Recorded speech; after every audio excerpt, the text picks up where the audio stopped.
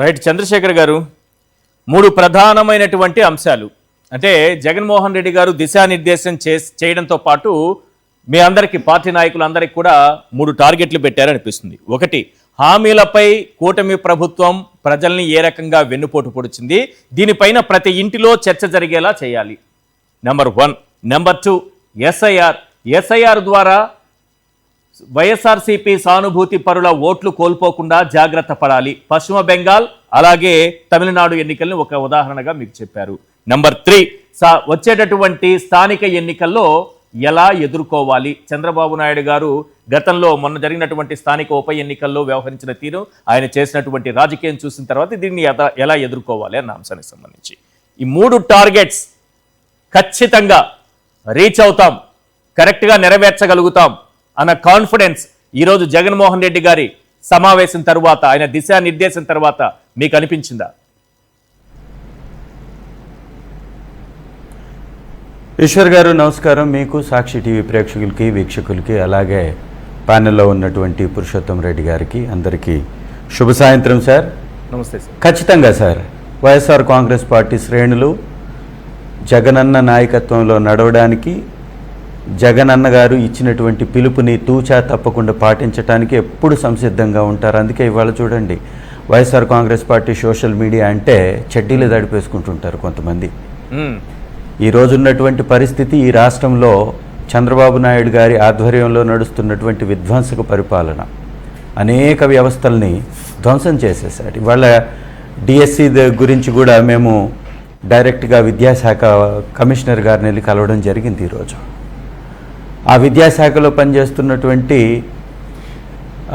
ఉద్యోగే exam రాస్తాడు, ఆ ఉద్యోగికి ర్యాంక్ వచ్చేస్తుంది, ఆ ఉద్యోగే ప్రశ్నపత్రాన్ని తయారు చేస్తాడు, ఆ ఉద్యోగే ప్రశ్నపత్రాన్ని అప్లోడ్ చేస్తాడు, ఆ ఉద్యోగికి మొదటి ర్యాంకు కృష్ణా జిల్లాలో టాపర్ అవుతాడు, టీజీటీలో ర్యాంకర్గా నిలబడతాడు.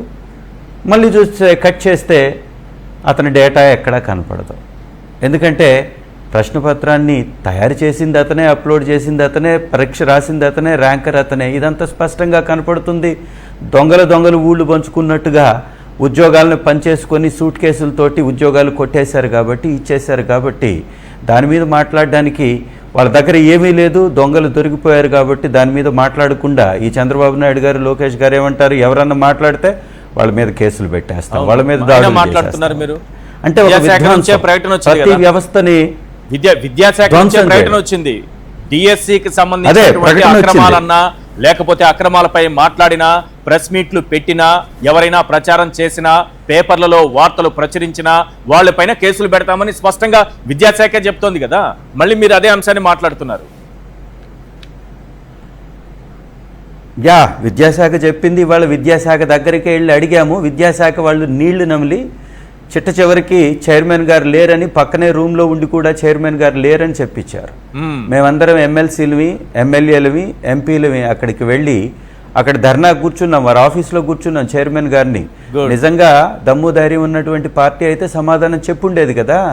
ప్రభుత్వం అయితే దమ్ము ధైర్యం ఉంటే ప్రభుత్వానికి సమాధానం చెప్పేది కదా. ఎక్కడైతే టెట్ కన్వీనరే డిఎస్సి కన్వీనర్గా ఉంటాడు. డిఎస్సి అంటేనే డిస్ట్రిక్ట్ సెలక్షన్ కమిటీ. అంటే డిస్ట్రిక్ట్లో జరిగేటటువంటి సెలక్షన్లు కాస్త వీళ్ళు సెంట్రల్ ఆఫీస్లో చేసేశారు. సెంట్రల్ ఆఫీస్లో ఉద్యోగి ఎవరైతే ఆ పరీక్ష, డిఎస్సి పరీక్షకి సంబంధించినటువంటి ఎస్సీఈఆర్టీ విభాగంలో డిజిటల్ అవుట్సోర్సింగ్ ఉద్యోగిగా ఉన్నాడో, ఆ ఉద్యోగి ఎగ్జామ్ రాసింది, ర్యాంక్ వచ్చింది, వీళ్ళు నిద్రపోయి లాస్ట్లో లేసినట్టుగా అతనికి ర్యాంక్ వచ్చిన తర్వాత అతను పక్కన పెట్టారు. మొదటి ర్యాంక్ వచ్చినటువంటి వ్యక్తికి ఉద్యోగం ఇవ్వలా, సెకండ్ ర్యాంక్ నుంచి కిందకి ఇచ్చారు. అది కూడా ఎవరికి ర్యాంక్ ఇచ్చారు అనేది ఎవరికి తెలియదు, వాళ్ళకి మాత్రమే తెలుసు. సెలెక్ట్ చేసుకున్నటువంటి వ్యక్తులకు మాత్రమే ఉద్యోగాలు కట్టుబెట్టారు. దానికి సమాధానం లేదు వారి దగ్గర.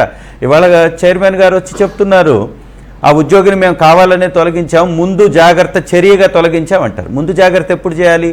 హాల్ టికెట్ అదే వ్యవస్థిస్తుంది, ఎగ్జామ్ అదే వ్యవస్థ రాపిస్తుంది.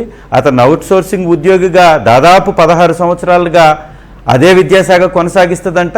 ఇవాళ అతను కోర్టుకు వెళితే కూడా సమాధానం చెప్పలేనటువంటి ఈ మొద్దు గుడ్డి ప్రభుత్వం ఇవాళ మా మీద కేసులు పెడతానంటే భయపడతామా? ఇది రాష్ట్ర నిరుద్యోగుల యొక్క సమస్య, రాష్ట్ర విద్యార్థుల యొక్క సమస్య. రాష్ట్రంలో అనేక మంది ఉద్యోగాలు లేక నిరుద్యోగులుగా ఉన్నటువంటి వారికి నిరుద్యోగ భృతి ఇస్తానన్నాడు చంద్రబాబు నాయుడు గారు. ₹1 ఇచ్చాడా? నిరుద్యోగ భృతిలో ఆ విధంగా మోసం చేసి డిఎస్సి జగన్మోహన్ రెడ్డి గారి మా ప్రభుత్వంలో మేము ఇచ్చినటువంటి నోటిఫికేషన్ని రద్దు చేసి కావాలని ప్రచార పిచ్చితో సంవత్సరం రోజులు ఆపాడండి. సంవత్సరం తర్వాత విస్తృతంగా ప్రచారం చేసి దానికే కొన్ని పోస్టులను యాడ్ చేసి బయటికి రిలీజ్ చేసినట్టుగా చేసి ఆల్రెడీ టెట్కి సంబంధించినటువంటి కన్వీనర్ ఉండంగా అతన్ని పక్కకు తొలగించేసి అదే విద్యాశాఖలో సంబంధించి జాయింట్ డైరెక్టర్గా ఉన్నటువంటి వ్యక్తిని డిఎస్సి కన్వీనర్గా చేసి అతని ఆధ్వర్యంలో ఈ యొక్క డార్క్ ఆపరేషన్ చేసినట్టుగా ఈ ఉద్యోగులు ఎవరైతే ఉద్యోగాల కోసం రాశారో వీళ్ళందరూ కూడా ఆరోపణలు చేశారు. కొంతమంది అయితే ఏకంగా 15 లక్షలు అడిగారని ఆడియోలు రిలీజ్ చేశారు. ఈ విధంగా ఇవాళ మనం కానీ చూస్తే పథకాలు నిస్సిగ్గుగా పథకాలు మేము ఇచ్చేసాము, సూపర్ హిట్ అని, సూపర్ 6 అనేది సూపర్ హిట్ అని ప్రభుత్వ డబ్బుతోటి యాడ్లు వేస్తాడు సార్.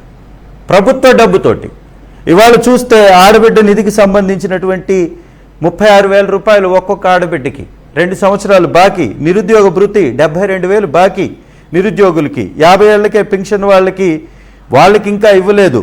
అట్లాగే తల్లికి వందనానికి సంబంధించి 20 లక్షల మందిని కోత కోసేశారు, వాళ్ళకి సరిగా డబ్బులు అందించినటువంటి పరిస్థితి. దీపం పథకాన్ని, అన్నదాత సుఖీభవ పథకాన్ని, వీటన్నిటిని కూడా పక్కదారి పట్టించేసి డబ్బు ఇవ్వకుండా వాళ్ళని మోసం చేస్తూ రైతుల దగ్గర నుంచి విద్యార్థుల దాకా ప్రతి ఒక్కరిని మోసం చేస్తూ మళ్ళీ ప్రచార ఆర్భాటంతో ఇవాళ మహానాడు అంట, మహాగోడుగా ఉంది అది. ఇవాళ మహానాడు కూడా జరుపుకోలేనటువంటి పరిస్థితి తెలుగుదేశం పార్టీ దిగజారిపోయింది. ఎక్కడ జనం రావట్లేదు, అందుకే డిజిటల్ మహానాడు అంట. చూస్తే ప్రచార ఆర్భాటం తప్ప ప్రజలెవరు కదా సార్.